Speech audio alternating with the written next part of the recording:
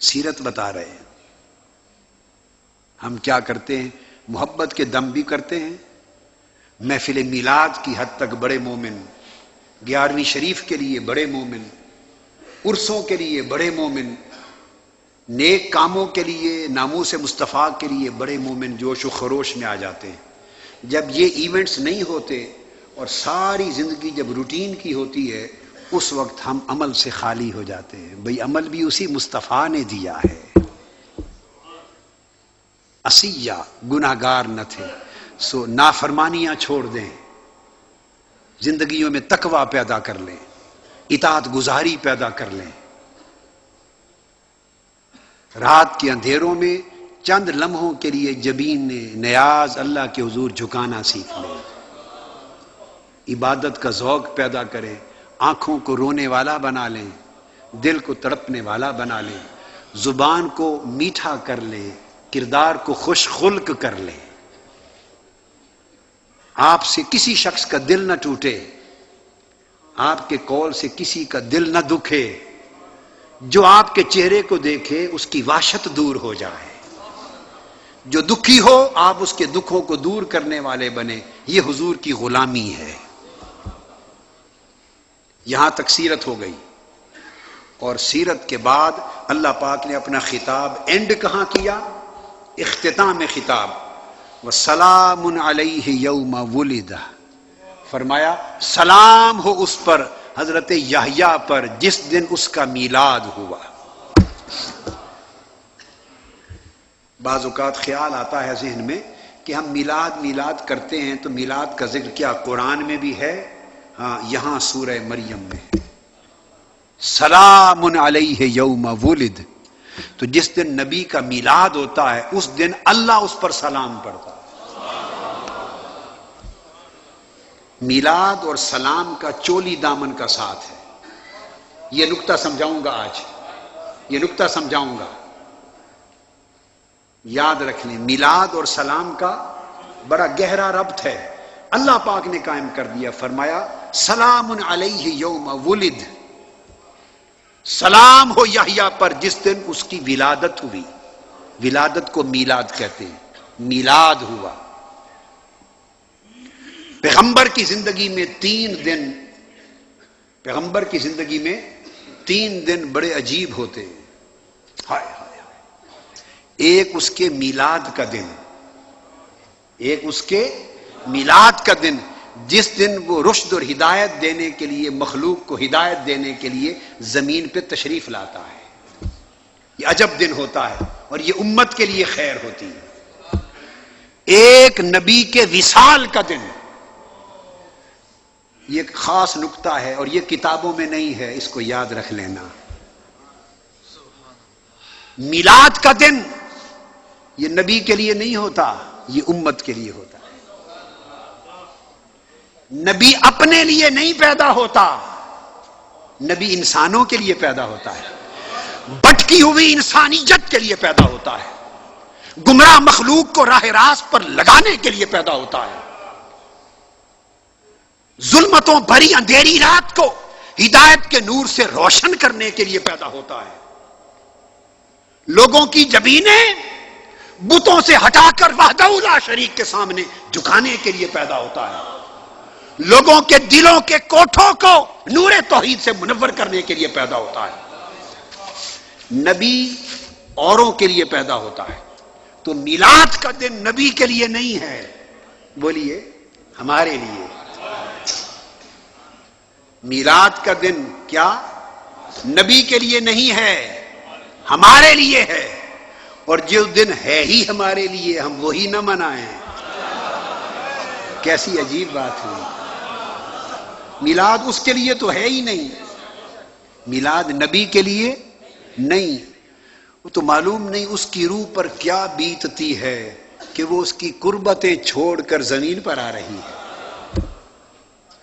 یہ ایک الگ مضمون ہے. اب یہ ایک مضمون ہی الگ ہے، ادھر میں نہیں جانا چاہتا. یہ پھر ایسی گلیاں ہیں اگر اس میں پڑ گئے تو راستہ ہی گم ہو جائے گا، پھر پلٹ کے نہیں آئیں گے ادھر، اور راہوں پہ چل پڑیں گے. یہ اسی کا اشارہ ہے. جو قاری صاحب نے وہ سورت پڑھی، الم نشرح لک صدرک ووضعنا عنک وزرک.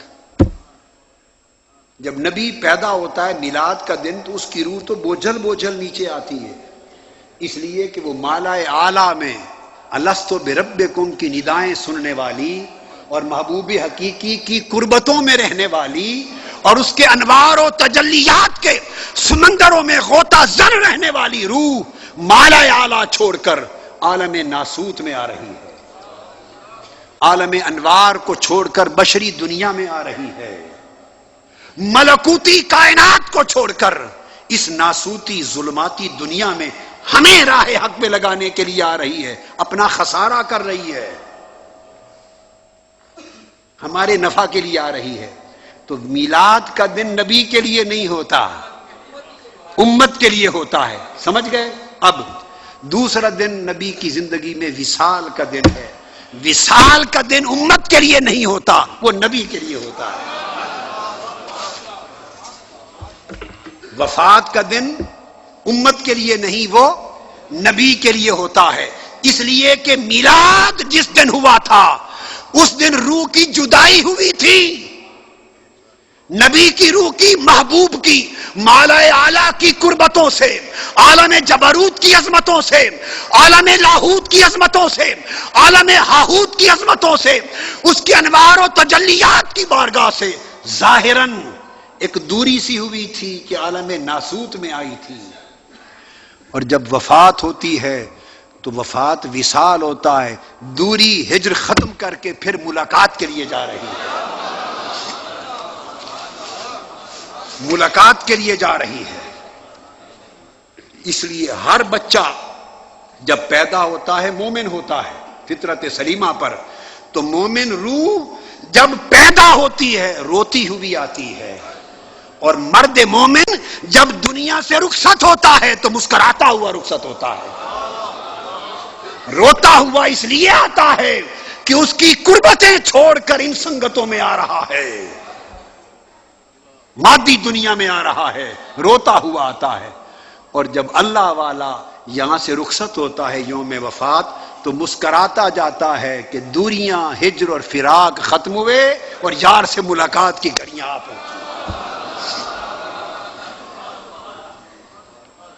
وفات ہمارے لیے نہیں نبی کے لیے ہے. اب جواب آپ کو یہاں دے دوں. بعض لوگ نادانی میں سوال کرتے ہیں تم میلاد مناتے ہو وفات کا دن کیوں نہیں مناتے؟